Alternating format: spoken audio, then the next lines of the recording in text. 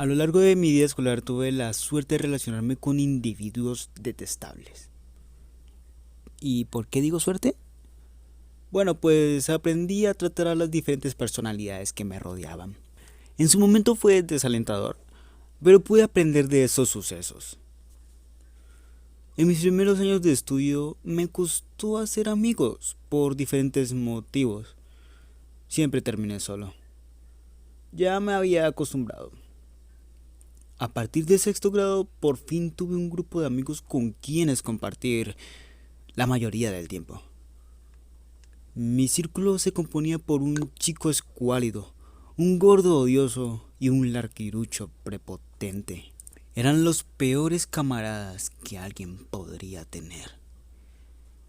Ellos se encargaban de liderar el bullying colectivo de todo el salón en mi contra. Constantemente tomaban ventaja de mi rendimiento académico y cada día, durante meses, incluso años, fue peor y peor. Odiaba ir a estudiar por estas razones, pero era dependiente de ello. No quería estar solo de nuevo. Creía que tener esta clase de amigos era mejor que no tener nada. En un par de ocasiones me dejaron al borde de llanto. Aún hoy recuerdo con bastante odio lo que me hacían. Un día simplemente me cansé. Tuve altercados físicos con dos de estos tres amigos y me blindé para que dejaran de molestarme. Ahora prefería estar solo a poner en juego mi autoestima y dignidad. Siempre estaba a la defensiva, con el ceño fruncido y muy pocos me dirigían la palabra. Mis calificaciones subieron un poco. Se sentía mejor este nuevo estilo. En grado décimo me cambiaron de salón. Fue un cambio radical en cuanto a mi vida social. Me hizo cuestionarme por qué no pedí un cambio mucho antes. Ahora tenía nuevos amigos. Por primera vez no se reían de mí, sino conmigo. Ya no andaba por los pasillos con el ceño fruncido. Tenía un mejor semblante. Y en repetidas ocasiones, maestros y otros estudiantes me mencionaron esto. Casi durante 3 años soporté un infierno por el miedo a estar solo. No tenía con quién relacionarme dentro del salón y no sabía cómo hacerlo con personas de otros salones. Ignoré que podía haber cambiado mi situación con un simple cambio de aula. En cierto punto esto ya no me importó y adopté una personalidad tóxica por cerca de 1 año y medio. Y no estaba deprimido, estaba enojado y prefería sentirme así, a triste. No se lo comenté a nadie porque creía que era normal que los amigos se trataran así, pero debí buscar ayuda. Hace unos meses invité a una partida online con unos amigos a un sujeto que conocía desde un tiempo atrás.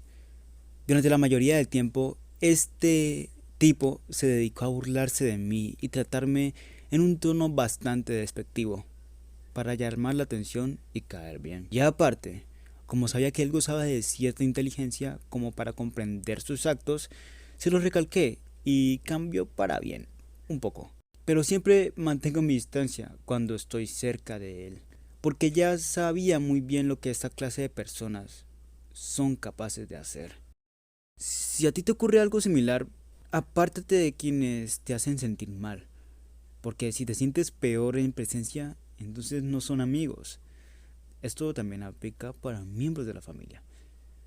Quizá le temes a estar solo, pero créeme que es peor todo el daño que te causan estas personas a de verdad estar solo. No puedes seguir llamándolos a amigos. Los amigos no hacen eso.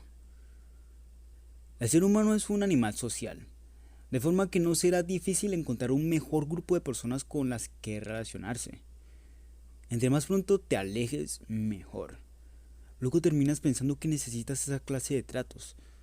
No sé, busca en YouTube cómo socializar si eres tímido.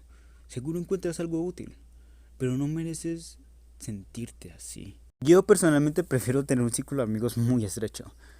Sí me relaciono con muchas personas, pero soy cuidadoso con las interacciones que puedo tener con los demás.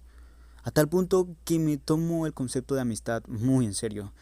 Y solo hay un par de personas a las que de verdad considero amigos. Sé que son incondicionales y a menudo me ayudan a sentirme mejor, no peor.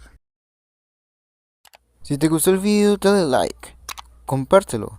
No olvides suscribirte y activar la campanita para recibir mis nuevos videos porque es gratis.